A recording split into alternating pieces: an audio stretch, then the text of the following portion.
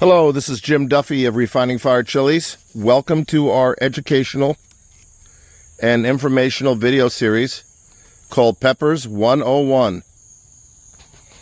It is our desire and our hope that these videos will enrich your life with information and education on chilies from all over the world, and that will encourage you to grow different kinds of chilies, experiment in the kitchen with different kinds of chilies, and share many kinds of chilies, because chilies are the most diverse vegetable on the planet.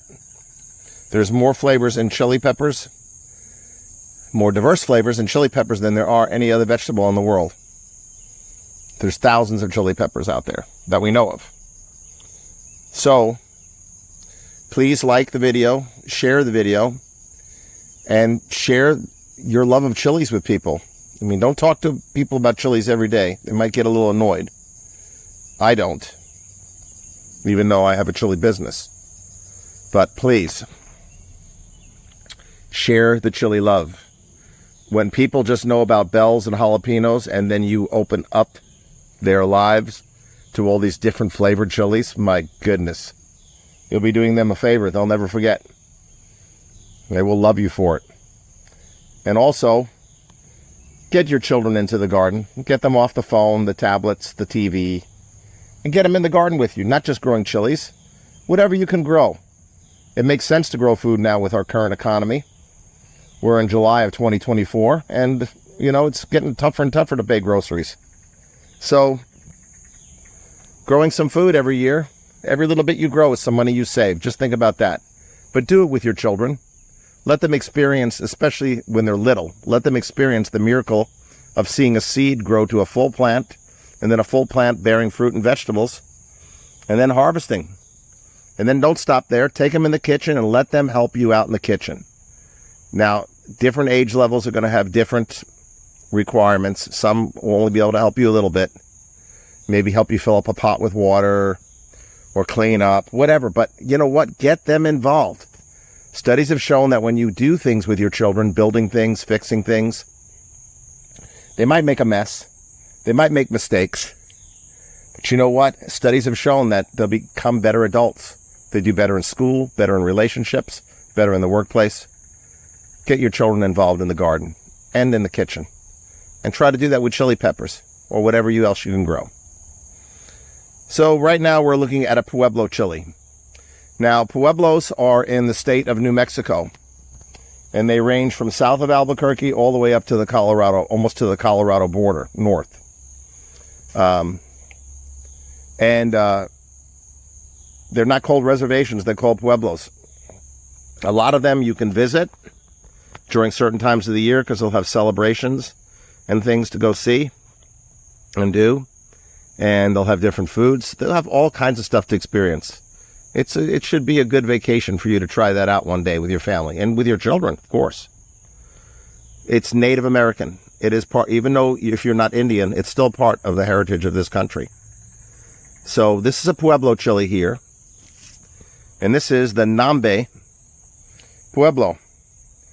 It's existed as far as we know since the 14th century and was one of the main Pueblos that revolted against the invading Spanish, that eventually forced taxes on the native Indians.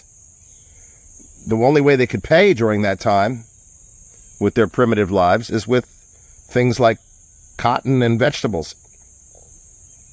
Nambe is the Spanish word, like the Tua Indian language word, means rounded earth. Now, as I've said in other videos, two of the main languages spoken among Indians and Pueblos are Quezon and Tua, T-E-W-A. The Nambe Pueblo is in Santa Fe County, so it's close to Santa Fe, New Mexico. And it has a good heat level, and it's kind of smoky and sweet.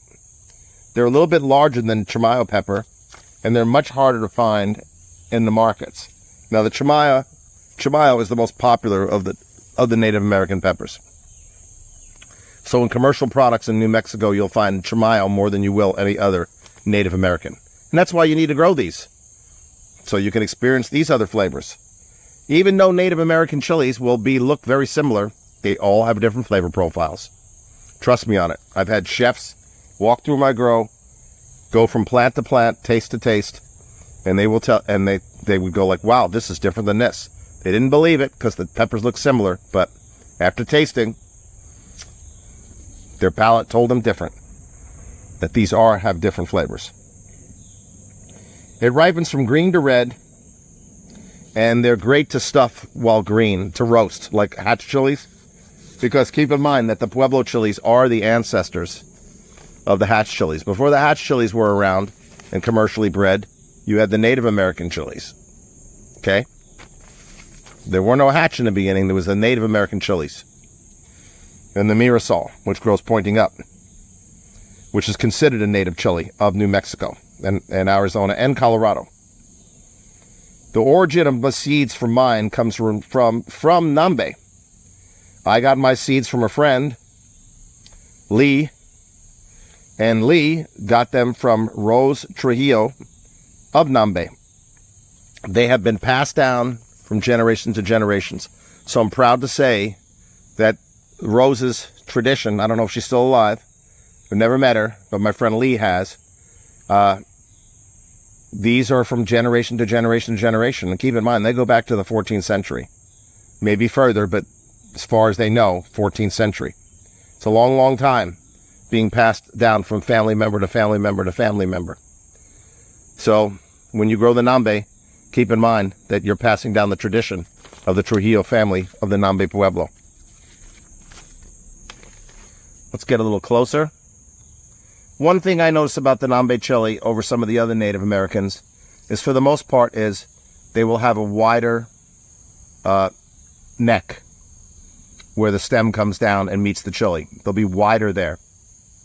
And a lot of times, they will not really grow to a point where a lot of Native Americans like Cochiti and Zia, they'll grow more to a point at the end of the chili. However, that doesn't mean you won't get some chilies with a point, because here's one here. But if you notice, a little bit wider. Let me clean this off. This looks like spider web. Oh no, it's just dead leaves.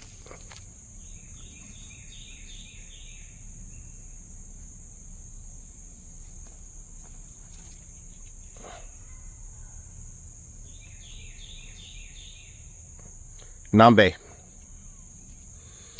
Pueblo.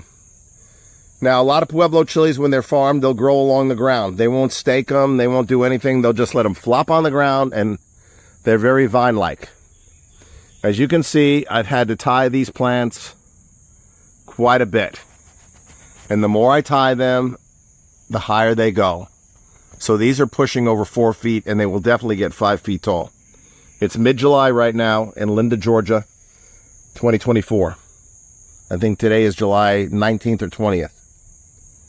So, got quite a few ripe ones. Now, some Native Americans, and I'll mention this, the flesh gets thinner as they ripen to red. The flavor gets sweeter when they ripen to red, and the chilies get a little bit hotter.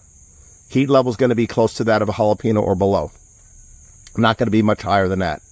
The Zia Pueblo chili is the one that's a little bit above an average jalapeno. Everything else is pretty much average or below. So again, they're going to have a sweet, savory, or smoky flavor. Now, it depends on your taste buds and your palate, because the reason why is everybody has different taste. To one chili, you'll say, this is really sweet. And then I'll eat it and I'll go, no, it's more savory or earthy. So everybody's got different tastes. That's why we grow. We grow so we can learn and experience. Here's a nice green one here. As you can see, they're wider at the top of the chili, or the part where the calyx or the stem goes into it. Here's another one here. But like all Native American chilies, you can roast and cook them when they're green. If you're going to eat Native Americans or hatch chilies, and you're going to eat them green, they're not good to be a salad pepper. They're going to kind of taste grassy. So you want to roast them. So when you roast them, you caramelize the sugars in them, because all peppers have a degree of sugars, even if they're not a sweet pepper. And you're going to bring out more flavor by roasting them. So if you're going to eat them green, roast them a little bit, okay? Roast them a little bit. If not, you can wait till they're red, and then you can roast them when they're red, stuff them, chop them up, put them in your burrito, whatever you want to do.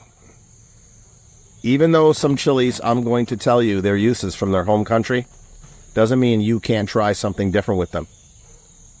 Be adventurous in the kitchen. And get your children in the garden and in the kitchen. This is Jim Duffy of Refining Fire Chilies. And this is the Nambe Pueblo chili.